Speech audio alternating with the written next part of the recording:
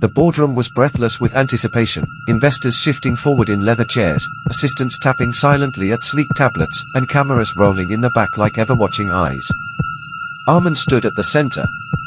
Navy suit immaculate. Hair sharp. Jaw locked in quiet confidence. This was his moment. The presentation he'd built his career around. A tech product 2 years in the making. Millions on the line. And then... nothing. His mind, blank. Not a word. Not a whisper of the pitch. Not even the opening sentence. He blinked. Looked down at the screen. It made no sense. Symbols? Shapes? Was it in another language? A cough echoed in the room. Then a chuckle. A stifled laugh. Panic didn't scream. It oozed, slow, suffocating. His throat tightened. Palms sweat-soaked. The silence dragged like a blade across his skin. He tried to recover. A nervous joke. No one laughed. He looked to Ryan, his co-founder, for help. Ryan looked back like he'd never seen him before. By the time Arman left the stage, he was no longer a visionary. He was a punchline. The memes hit within hours, brain crash. Alpha to amnesia. Even his mother's calls went to voicemail. In 48 hours, he was fired. Press statements were grateful for his service. Ryan took full control. Arman didn't protest. He just vanished. He drove with no destination, away from the noise, the city, the shattered mask. The countryside was foreign, too quiet. He rented a decaying cottage. A fireplace that coughed smoke. A bed that creaked under the weight of his regret. For the first time in years, he looked in the mirror. And recoiled. Who was this man without applause? Without direction? He stopped shaving. Stopped answering texts. Each day bled into the next like a low-grade fever of shame. One night, while rummaging through an old box of books the landlord had left behind, he found it, a folded, yellowing letter. No envelope. Just his name, scrawled in a hand he hadn't seen since childhood. It was from his estranged father, a man who had walked out of Arman's life before he hit puberty. The letter was short. Cryptic. Cold. Success is a mental virus. It makes you believe applause equals truth. If you're reading this, it's already infected you. The cure isn't brilliance. It's breakdown. Let it happen. Arman stared at the words until sunrise. For the first time, his collapse felt less like failure, and more like a warning he should have seen coming. The town barely had a name. A single road. A diner with no sign. A rusted post office. And, curiously, a bookstore wedged between an abandoned laundromat and a boarded-up barbershop. No one went in. Naturally, Arman did. The door creaked like it hadn't been opened in years. The smell hit him immediately, old paper, dust, and something else, incense, maybe. Or ash? Stacks of books towered precariously like the ruins of an ancient mind. No order. No categories. Just chaos masquerading as knowledge. And behind the counter, her. Look. She didn't look up right away. She didn't need to. Her presence was magnetic in a quiet, almost intrusive way, like she could see him without seeing him. She finally met his gaze. Calm down. Expressionless. As if she'd been expecting him for years. You look like someone who's been chewed up by something he thought he could control.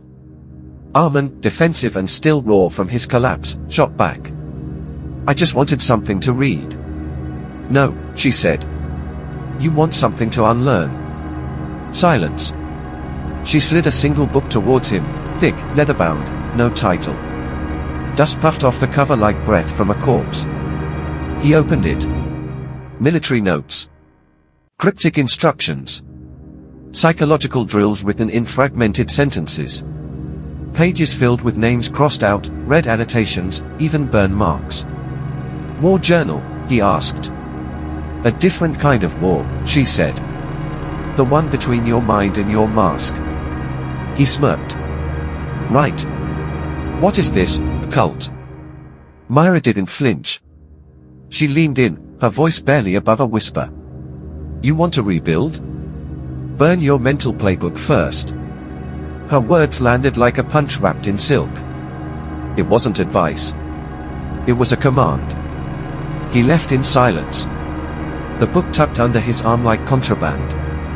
That night, sleep evaded him. The fire in the cottage hissed and flickered. He read the journal, page after page, exercises that made no sense. Walk until your pride bleeds.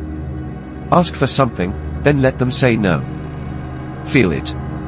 Stay. Tell the truth, but only to yourself. Arman tossed the book aside. Ridiculous. But the next morning, something made his breath hitch. Written across the fogged window, scrawled in thick black charcoal, seek rejection. Now. His hands began to tremble. He didn't write that. And yet, something in him remembered it. The note on the window haunted him. Seek rejection. Now. He told himself it was a prank. The charcoal must have been from the fireplace. Maybe he'd sleepwalked. But deep down, he knew this was Myra's doing. Or worse, his. Still, he returned to the bookstore the next day. He didn't plan to. His feet just moved. His pride stayed behind. Myra was there. As always. Rearranging shelves that didn't seem to have a system. Arman tossed the book on the counter. I'm not here for riddles. She didn't look up. Good. Then you're finally here. She handed him a single torn page from the war journal. This one had just one phrase circled in red ink: deliberate humiliation is the fastest path to ego death. He rolled his eyes. You want me to embarrass myself? For what? Enlightenment. Myra met his gaze, cold and unwavering. Mental strength is forged in contradiction. Everyone thinks clarity is found in mastery. It's found in failure, the kind you walk into willingly. And so the reversal game began. Day 1, Arman went into a coffee shop and asked for free coffee, no reason, no story. Just a request. The barista laughed. Said no. Loudly. People stared. He nodded. Said thank you. Walked out. Face burning. Chest tight. It felt like someone had peeled off his skin. Day 2, he joined a local gym for a free trial. Then purposely dropped a weight on the floor and blamed the equipment. Everyone stared. The manager asked him to leave. Again, no defense. No excuse. Just silence. Day 3, he approached strangers and gave them unpolished, brutally honest compliments. Your eyes look tired, but honest. You seem lonely. Most people ignored him. One woman cried. One man called him a freak. Each rejection scraped away something brittle and sharp inside him. The performance. The perfectionism. The fragile armor he'd mistaken for confidence. And then, it happened. On day 7, Arman entered a crowded open-air MIC night. He signed up. And with shaking hands, read a poem, not one he wrote, but one his mother had written when she was institutionalized. It was raw. Ugly. Beautiful. People laughed at first. Then, listened. Then clapped. But it wasn't the applause that changed him. It was the moment before, when he thought he'd vomit from terror, but stood anyway. The moment when his hands trembled and he let them tremble. After the performance, he walked home in silence, lighter somehow. He wasn't proud. He wasn't ashamed. He just was. At the door of the cottage, he found a sealed envelope. Inside, no sender. No notes. Just 7 words, handwritten in black ink: this bookstore used to be mine. She ruined everything. The letter lingered in Arman's jacket like a curse. This bookstore used to be mine. She ruined everything. He read it a dozen times. Checked the handwriting. sniffed the paper, even. It felt old, personal, unfinished, like a grudge that had rotted instead of healed. When he entered the bookstore the next day, Myra was there, of course, rearranging books again. Always rearranging. But never organizing. He placed the letter on the counter. She didn't flinch. Didn't read it. "You ready for the next exercise?" she asked instead. "No," he said. "Not until you tell me what the hell this is. Who sent this? Why are you pretending this place is yours?" She paused. Her stillness was more unsettling than rage. When someone breaks a mirror, you don't blame the reflection. What the hell does that mean? It means your questions are distractions. You want answers, Arman? Then ask yourself the ones you've buried. Later that evening, the bookstore bell chimed behind Arman. He turned. A man stood there, late 30s, wiry, face tense with familiar bitterness. "I'm Javid," he said. "I used to come here with my sister. Until Myra broke her." Arman, suddenly cautious, nodded slowly. "What do you mean?" She was a law student. Brilliant. Disciplined. But Myra got in her head, gave her those damn journals, told her failure was freedom. "My sister quit school. Moved into some monastery in Bhutan. We haven't spoken in years." Arman felt the floor shift beneath him. His gut twisted with something that felt like betrayal. And also like recognition. "You should leave," Javid said. "Before she gets to you too." That night, Arman couldn't sleep. He stared at the war journal on his nightstand. Were these exercises liberation, or brainwashing? Was Myra a healer, or a manipulator playing God? He opened the notebook Myra had given him. Page after page of exercises, memories, marginal notes in his own handwriting. But then, he stopped. One loose sheet fluttered out. Torn. The ink faint, as if written years ago. It was his handwriting. Dated 3 years prior. The voice is back. I see him again. The boy in the mirror is crying, but I don't remember why. The room went cold. He stumbled to the bathroom mirror, half expecting something behind the glass. Nothing. Just his own face, and yet, not quite his own. Then something shifted. Not outside. Inside. Suddenly, he wasn't looking at himself. He was looking through himself. He saw a boy, maybe 6, maybe 7, alone in a dim kitchen, crying quietly while the sounds of plates smashing echoed in the background. He reached for the boy. The boy didn't look at him. He looked through him. The mirror fogged up. And when Arman wiped it clean, Myra was gone. He ran back to the bookstore. Closed. Locked. Empty. No sign of her. No notes. No clues. But in the back room, he found a single message scribbled on a torn page: "Face your younger self. You lied to him the most." Myra returned without warning. No knock. No message. No apologies. One morning, Arman opened the bookstore door, and there she was, calmly sorting through a stack of books as if she had never left. As if she hadn't disappeared. As if her absence hadn't carved a panic-shaped hole inside his sanity. He stared at her. "You disappeared." She didn't look up.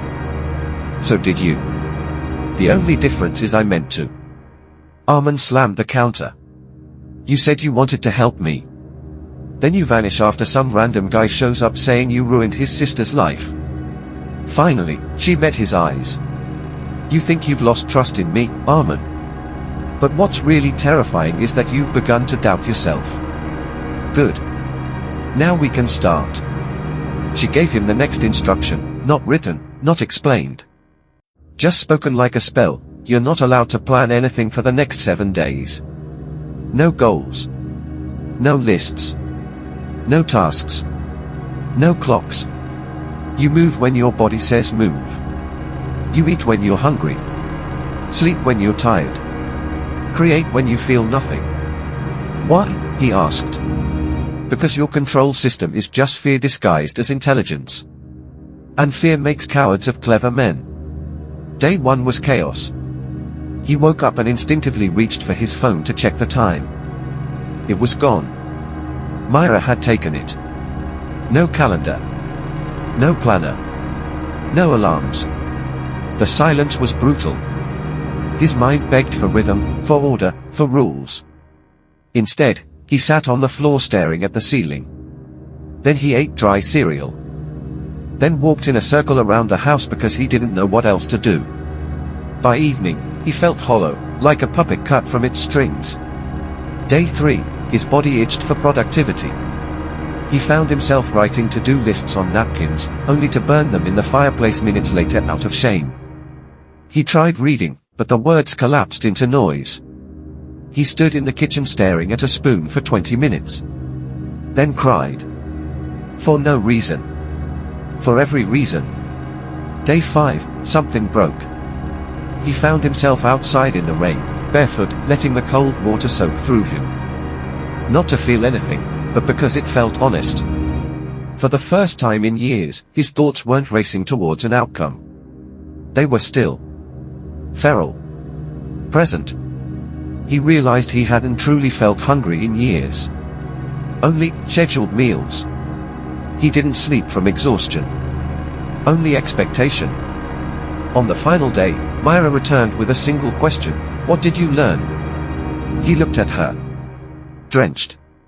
Mud on his hands. His eyes are red but clear. Control wasn't strength, he whispered. It was fear I taught myself how to wear. Myra smiled faintly. Then you're finally strong enough to lose everything again. That night, Arman found the signal bar on his phone suddenly restored. Notifications poured in. News articles. Tweets. Messages. Rayan, his old business partner, had gone live, announcing the launch of the product Arman had spent 2 years building. Without Arman's name. Without credit. Without conscience. It was their vision. His soul.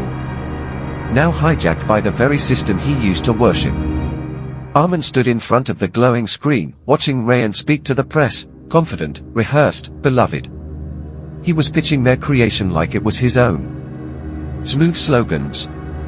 Strategic pauses. The logo Arman designed, now stripped of meaning, empty and marketable. The final twist?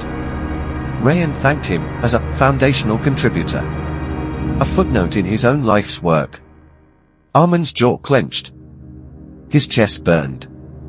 Not with sadness, with rage. Primal, volcanic, righteous rage. He stormed to the bookstore, slamming the war journal down on the counter. You said this was about rebuilding. About strength. But I'm weaker now than I've ever been. Myra looked up. Not with sympathy. Not with coldness either, but with something more terrifying. Understanding. That anger, she said. That's not weakness. That's grief wearing armor. Arman laughed bitterly. You want me to just forgive him? No, she said. I want you to bury him. But not Rayan, the you who needs Rayan to be the villain. Silence stretched between them like a loaded wire. If you still think your pain needs an enemy, she whispered, you're not done. Then came the next exercise, the final stoic trial. Visualize your own death. Not the body, the identity. She handed him a shovel. And a blank notebook. Write your eulogy, she said. Then bury it. That night, Arman walked deep into the forest. Cold air cut through his jacket. The sky above was cloudless, mercilessly clear. He sat under a crooked tree, the blank notebook trembling in his hands. And he wrote. He didn't write like a man summarizing a life. He wrote like a man releasing ghosts. He wrote about the masks, the genius, the leader, the winner, the man who always knew what to say. He wrote about his need for applause. For being the smartest one in the room. He wrote about his silence during his father's funeral. About the panic attacks he'd rebranded as late-night work. He wrote until his fingers cramped, until the ink ran dry. Then, without ceremony, He dug a shallow grave and buried the notebook. No prayer. No speech. Just stillness. Something in him died that night. And for once, it felt like relief. When he returned to the cottage the next morning, Myra was waiting outside, as if she knew what he'd done. Before he could speak, a car pulled up. Rayan stepped out. Smiling. Unbothered. Cunning as ever. "We need to talk," Rayan said. "And before you say anything, yes. The launch was a mess without you. I need you back." Arman froze. Rayan walked up slowly, slipping a silver flash drive into Arman's coat pocket like a peace offering. "Let's fix this. You get your name back. Your spotlight. Your money. All of it. But I need you to play the game, Arman. No more of this bookstore monk nonsense." Arman glanced at Myra. She said nothing. Because this was his test now. Rayan sat across from Arman in the old bookstore, legs crossed like it was just another business meeting, like betrayal hadn't happened, like nothing had ever broken between them. "Let's stop pretending," Rayan said. "You made something brilliant. I sold it wrong. That's on me. But we're burning without you." He leaned in. "The investors want you. Not your tantrums. Not your mountain retreat. You. The man in the suit. The closer. The genius." Arman said nothing. He stared at the notebook Myra had left him weeks ago, now dog-eared, filled with scribbles, contradictions, and questions that didn't have answers. Rayan smirked. "Whatever transformation you've gone through, keep it. Brand it, even. But come back and play the game." Then came the fine print, no mention of Myra. No more mental experiments. Clean, controlled, media-friendly Arman, or nothing. That night, Arman walked the dark fields behind the cottage. His thoughts circled like wolves.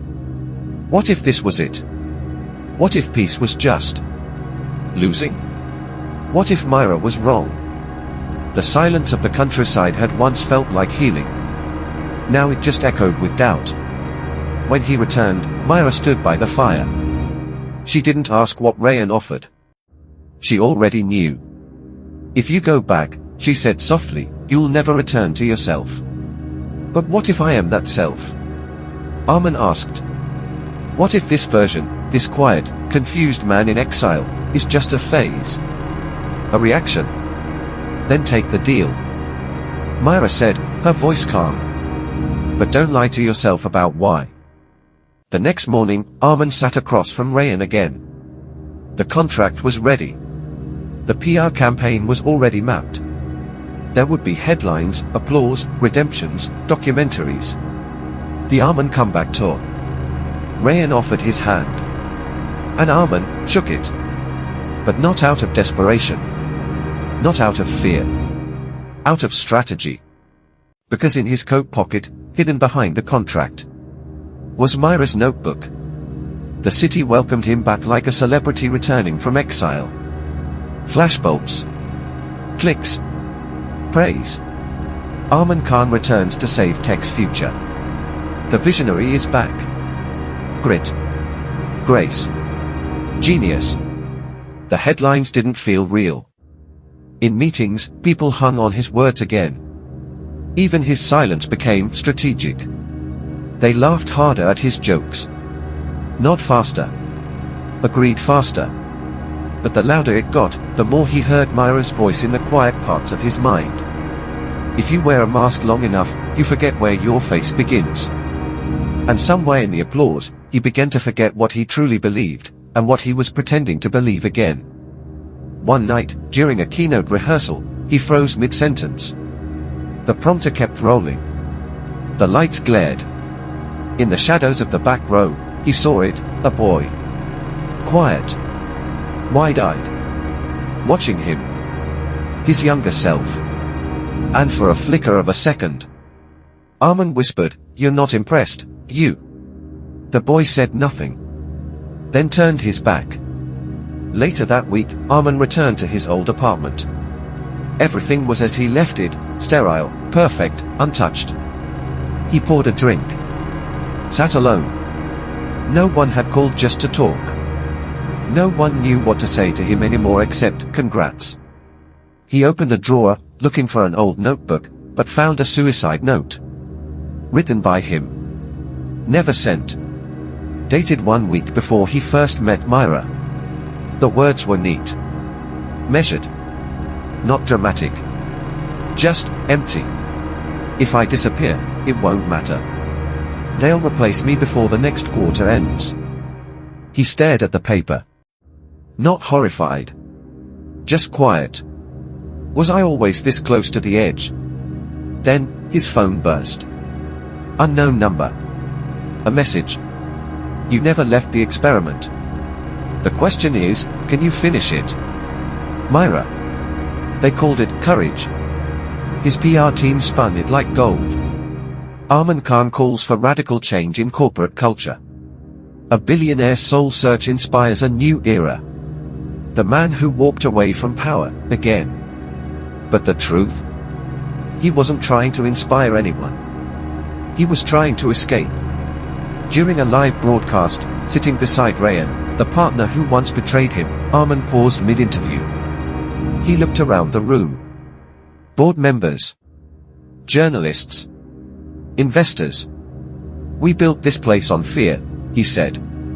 We called it innovation, but it was addiction. To praise. To performance. To pressure. Rayan froze. The host stammered. But Arman didn't stop. We shamed the vulnerable. We worshipped the loudest. And we laughed at pain, as long as it wore a suit. The silence was radioactive. Rayan whispered, barely audible on the mic, "This wasn't the deal." Arman turned to him, calmly. "No. That's why I'm breaking it." He stood. Removed his lapel mic, walked off the camera. And out of that world. Again. But this time, no one followed. No reporters. No Myra. No new letter. Just silence. He returned to the bookstore, hoping she would be there, maybe just reading, unfazed, the way she always was. But it was empty. Dark. Boarded up. Dust covered the shelves like grief. Books sat unopened, as if mourning her absence. He walked to the back, the room where she first gave him the war journal. Where she first said, "Burn the playbook." Gone.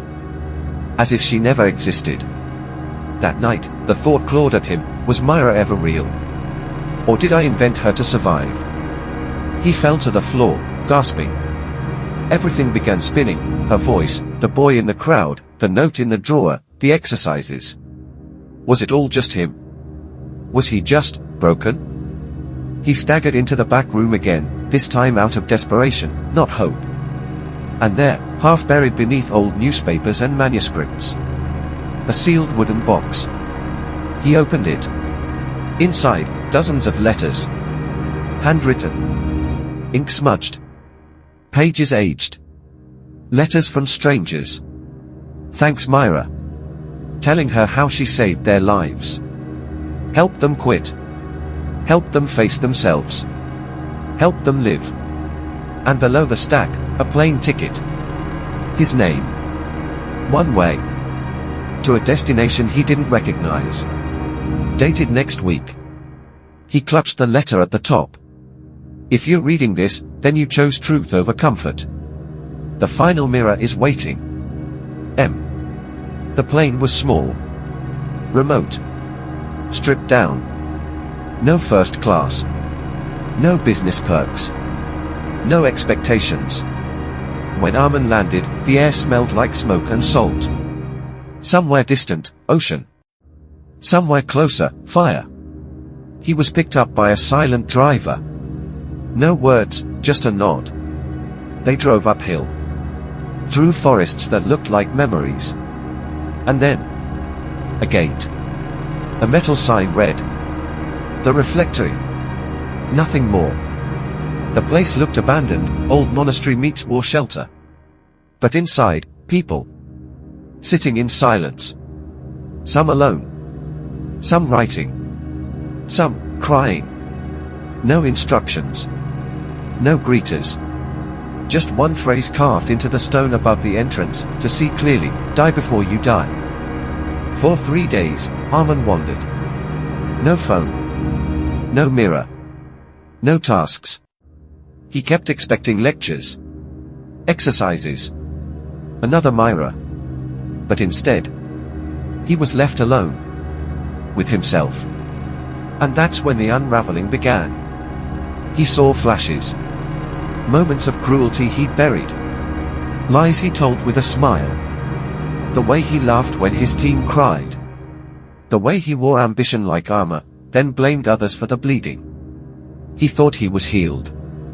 But all he had done was to rebrand his trauma. Polished it. Moneized it. Made it palatable. This was different. This was death. Of everything false. On the 7th day, he found a mirror. Just glass, nailed to a tree. And written in marker, across the top. The illusion isn't the mask. It's that you thought there was a face underneath. He stared. And for the first time in his life, he didn't know who was looking back. That night, he wrote a letter to Myra. Not to thank her. Not to explain himself. Just to say, I finally understand. You weren't trying to fix me. You were trying to undo me. You never wanted followers. You wanted endings. He folded it. Leave it at the gate. And walked down the hill, barefoot, steady. Weeks later, back in the city, a new bookstore opened. No sign. No hours. No Wi-Fi. Just books. Journals. And a chair with a card taped to it. Sit. Think. Break. People came. Some stayed. Some cried. Some left notes behind. Arman never told them who he was. He simply refilled the ink, replaced the paper, and kept the door open. Final twist, in a distant town, another traveler finds a forgotten bookstore. Dusty. Closed. Inside, a framed newspaper clipping, rising tech CEO disappears after meltdown. And the woman behind the counter, gentle, silent, eyes like depth, looking for something, she asks. Myra never ended. She just moved. The thinking that breaks you is the only kind that frees you.